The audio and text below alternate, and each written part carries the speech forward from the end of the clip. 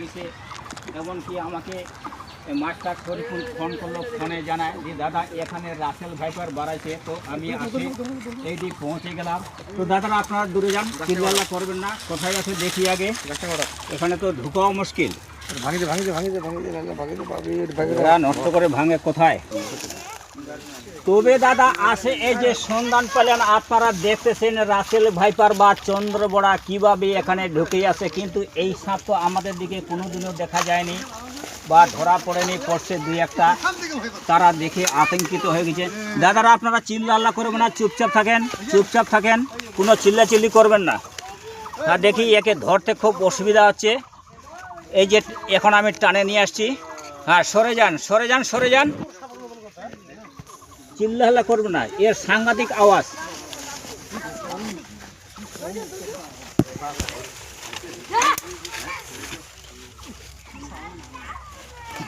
খুব অসুবিধা হচ্ছে, ধরতে খুব অসুবিধা হচ্ছে।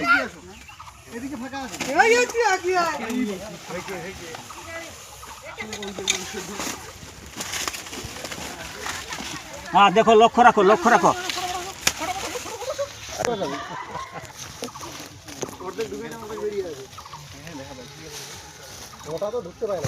আমি এসির মধ্যে চলে আসলাম, রাসেল ভাইপার বা চন্দ্রবড়া। দাদারা আপনারা দূরে যান, দূরে যান, দূরে যান, দূরে যান। আর রাস্তাটা একটু ক্লিয়ার করে দিবা, রাস্তাটা ক্লিয়ার করে দিবা। হ্যাঁ, এ কিন্তু আওয়াজ সাংঘাতিক দে, মনে হচ্ছে লরির টায়ার পাঞ্চার। আরে এটা একটু মেল করে ধরো না।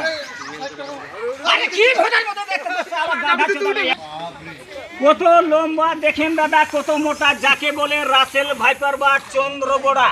আর আপনারা হয়তো মনে করবেন এই সাপ বিশ্বের রেখে, এ যদি মানুষকে একবার কামড় দেয় যে কোনো দেহের অংশের মধ্যে তো কোলা গাছের মতন ফুলে যায়। আর এই যে দেখেন আওয়াজ কি দিচ্ছে, তো কামড় দেওয়ার সঙ্গে সঙ্গে জায়গাটা ফুলে যায়, এমনকি মুখ দিয়ে বমিও করে, কি ব্লাডও বার হয়। এই যে দেখেন ইট লাগে একটু, তার ব্লাড বাড়ে গেল। এ হচ্ছে রাসেল ভাইপার বা চন্দ্রবড়া।